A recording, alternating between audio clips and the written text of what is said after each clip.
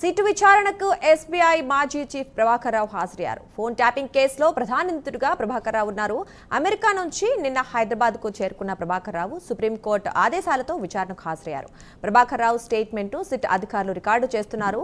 ఇక ఇదే అంశానికి సంబంధించి మరింత సమాచారం మా కరెస్పాండెంట్ కుమార్ అందిస్తారు. కుమార్, చెప్పండి. సంచలనం సృష్టించిన ఫోన్ ట్యాపింగ్ కేసులోని ఈ సిట్ విచారణకి మొట్టమొదటిసారి ప్రభాకర్ రావు గారు అయితే కొద్దిసేపటి క్రితమే హాజరయ్యారు.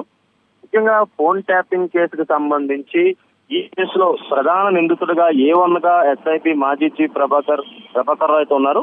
ముఖ్యంగా సుప్రీంకోర్టు ఆదేశాల మేరకు నిన్న హైదరాబాద్ అయితే ప్రభాకర్ రావు అయితే చేరుకున్నారు. గతంలో సుప్రీంకోర్టుతో పాటు హైకోర్టు నాంపల్లి కోర్టు కూడా ప్రభాకర్ రావు ఆశ్రయించిన నేపథ్యంలోని దీనికి సంబంధించి పిటిషన్ అయితే నాంపల్లి అలాగే హైకోర్టు కొట్టు వేసింది. ఆ తర్వాత సుప్రీంకోర్టులో పిటిషన్ వేసిన తర్వాత ఇటు వన్ టైం పాస్పోర్ట్ ఇష్యూ చేసిన 3 రోజుల్లోనే సిట్ విచారణకు హాజరు కావాలంటూ కూడా ప్రభాకర్ రావుకు ఆదేశాలు జారీ చేశారు.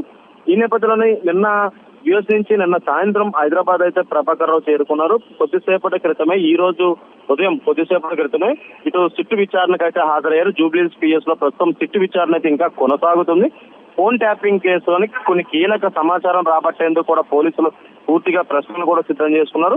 గతంలో అంటే గత 10 ఏళ్లలోని బీఆర్ఎస్ ప్రభుత్వం హయాంలో ఉన్న సమయంలోని ఫోన్ ట్యాపింగ్ అయితే జరిగింది.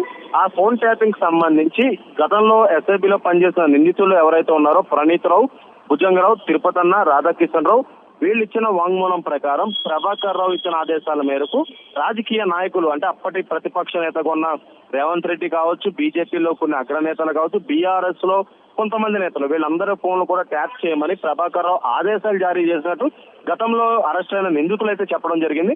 అసలు ప్రభాకర్ రావు ఈ కేసులోని ముఖ్యంగా ప్రధానంగా ఉన్నారు కాబట్టి అతన్ని విచారిస్తే ఈ కేసు కొలుక్కొచ్చే అవకాశం ఉంది కాబట్టి అతను అయితే ప్రస్తుతం సిట్ అధికారులు అయితే విచారిస్తున్నారు.